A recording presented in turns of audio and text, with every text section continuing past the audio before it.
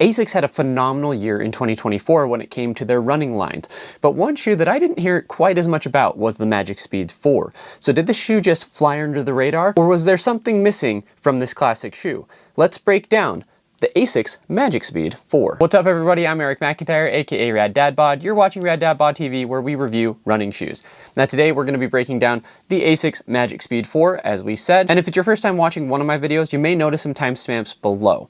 Feel free to jump around to the various parts of this review, but if you do so, as always, I would sure appreciate if you come back and watch the full video when you get a sec, as I put a lot of time and effort into these. On top of that, if you haven't hit that subscribe button and you're not subscribed to notifications, please do so now, as I drop videos typically on Mondays, Wednesdays, and Fridays. But to start the year with the backlog of shoes that I have, I'm releasing almost daily videos. So by enabling those notifications, you'll get notified as soon as they drop. Now to start out, let's talk some disclaimers and disclosures, which for this shoe, there really aren't any. I actually bought this one with my own money. I did not receive it from ASICS. I did get a store discount from my local running store who I've done content for in the past, but past that, no matter what, I was not paid for this video. No one gave me talking points. No one ever does. No one gets to watch my videos beforehand. All thoughts are entirely my own. So let's start off with the intended use of this shoe.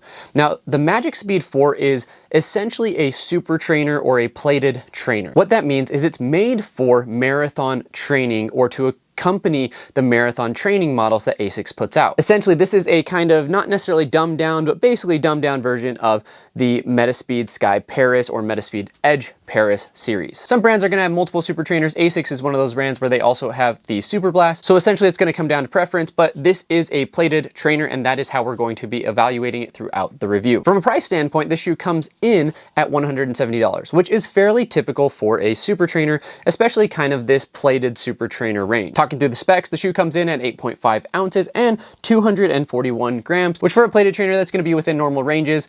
A lot of the times the extra foams, the extra plates, things along those lines just add a little bit of extra weight. Then from a stack perspective, you've got 44 in the heel, 36 in the forefoot for an 8mm heel to toe drop. So this is obviously a very high cushion shoe. Now from a fit perspective, the heel fits a little bit snug, but for the most part, I felt like this shoe was on the wider end, though maybe not true wide. So I think it would be wide foot friendly, but if you are used to having to get like wide sizes, then this may not be the exact fit for you. It'll be better than most shoes though. From the length perspective though, this shoe definitely fits true to size. I wear a men's US 10.5, and this is a men's US 10.5. I would not suggest that you half size up or down. I would say if you're used to ASICS sizing, this fits typical to ASICS lines. Thinking about the Nova Blast, thinking about the Metaspeed Sky series, this is right in line with that, similar to the Gel Nimbus as well. Moving to the upper, you have an engineered mesh that comes in and is fairly breathable and fairly lightweight for the most part. The tongue is fully gusseted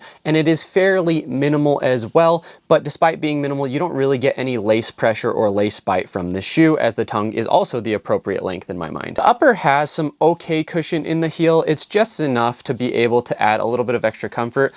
One thing I did notice though is with this upper, there was a little bit of stiffness or discomfort around that ankle, specifically kind of up here where the eyelets are, as well as back here kind of with this heel counter. So despite being a mesh throughout and having that kind of comfort and breathability, it was a little bit rigid back here, more than I was expecting overall. As far as the general lockdown of the upper, I did feel like the lockdown was lacking a little bit. I had to really kind of cinch down. I used the runner's knot a couple of times with this shoe as well in order to get good lockdown, and especially because this shoe is made to be moving fairly fast, I just found that I was sliding a little bit more than I would prefer in the shoe. Moving to the midsole, there are a couple of interesting things going on here. So for one, this is a full-length carbon fiber plate, which is a little bit less common in a super trainer. Off the top of my head, I think the Deviate Nitro 3 had a full-length carbon fiber plate, but most other shoes in this category are gonna have like a nylon plate, a Pebax plate, plastic plate, fiberglass plate. So it's less common to have a carbon fiber plate, which means that yes, this is a fairly stiff and rigid shoe. Carbon fiber is just going to be less flexible overall. On top of that, the shoe uses FF Blast Plus throughout the entire midsole, which may confuse you because it does say FF Turbo there right on the front, but that's because there is actually a small disc of FF Turbo in the forefoot. So like 95% of this midsole is FF Blast Plus with a small disc of FF Turbo. Now, what does that actually mean? FF Blast Plus is actually an EVA blend, and it is a fairly firm foam, right? So you look at this and it looks like a very cushioned, very squishy shoe, and that's not really the case. The foam is more supportive, and it does compress, but it's firmer than I think you would expect.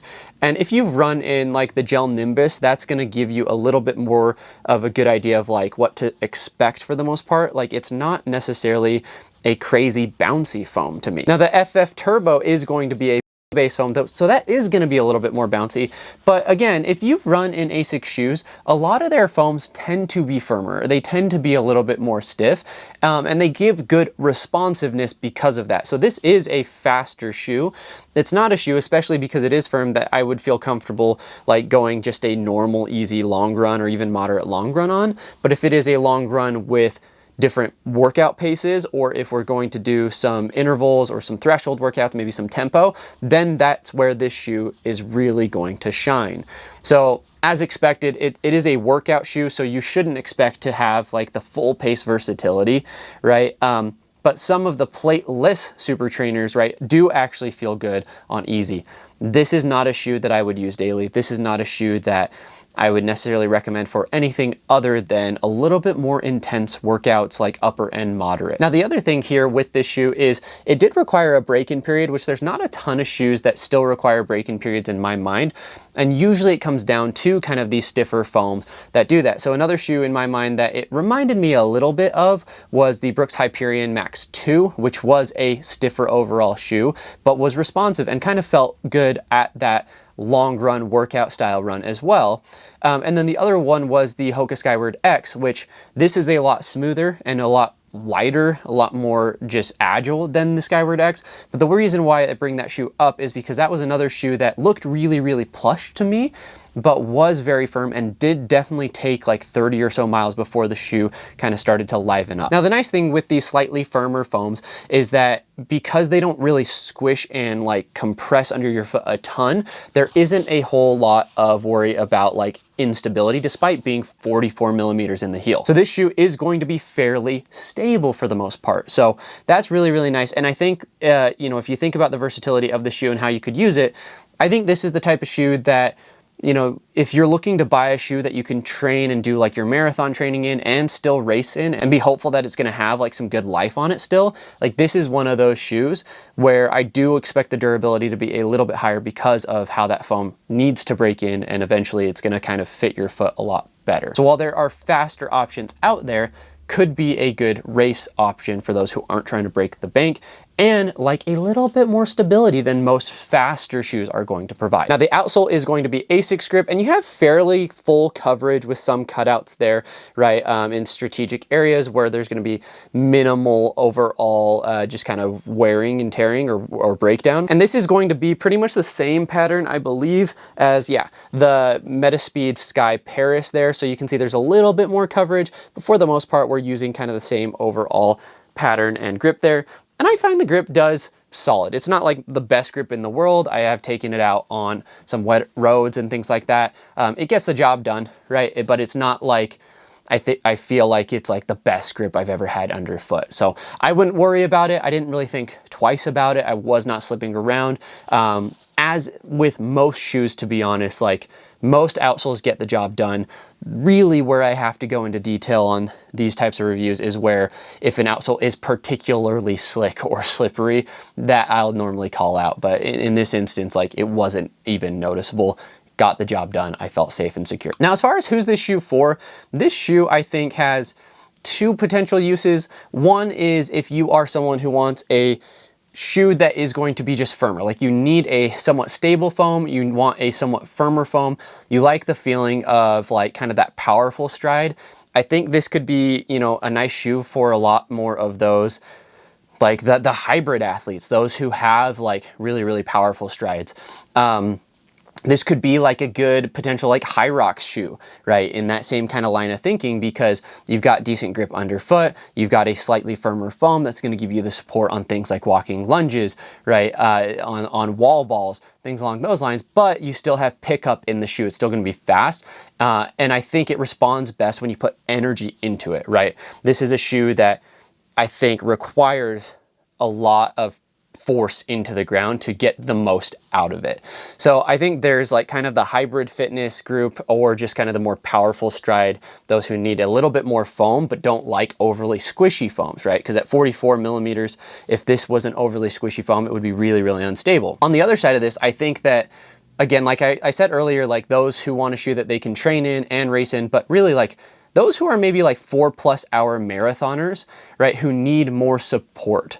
A lot of carbon fiber plated shoes are just going to be overly aggressive for that use, right? Those carbon fiber plated shoes are not built to be on your feet for that long necessarily. And so the, Magic Speed 4 is actually a shoe that ASICS has said, hey, this is a good option for like potentially like the 4 to 6 hour marathoner, right? So this is something that you could go with, still get a lot of benefits of like that carbon fiber plate, but with a little bit more support, a little bit more structure than your standard super shoe. So it is one of the more race-ready super trainers in my mind, one of the more race-ready non-super shoes. And frankly, if you just put a little bit more of that FF Turbo in there, then it would be considered a super shoe. So it's kind of, again, just a slightly dumbed down version of the Metaspeed Sky series. Now, just some final thoughts. I think overall, this is a really well executed shoe, but I think it is going to be, or it is a polarizing shoe, right? Just depending on your preferences. If you like a firmer foam, if you like the Metaspeed Sky, Metaspeed Edge, then this is going to feel right at home there, in my opinion. I think it's a really, really good, like, you're going to feel that continuity, that sensation as you move from this to kind of the race day shoe. And so in that sense, I think ASICS really, really nailed it. I think I would have preferred personally if there was more of a dual density element here, where like there was a top layer of FF Turbo and then the bottom layer of the FF Blast Plus, right? And the reasoning for that is, for me, this was a little too firm, a little too rigid, and didn't give me the same pop that I necessarily wanted. I felt like I was working a little bit too hard in the shoe, where I would want the shoe to help me a little bit more with my stride. And I am someone who actually has a little bit more powerful stride, to be clear. But as with any running shoe, it really comes down to personal preference. So while this was not a favorite for me, I actually see very, very clearly why certain people have really, really loved it, and why a lot of people, I think, are going to be excited for the update to come this year in 2025. Now, if you stayed this long, I sure appreciate you.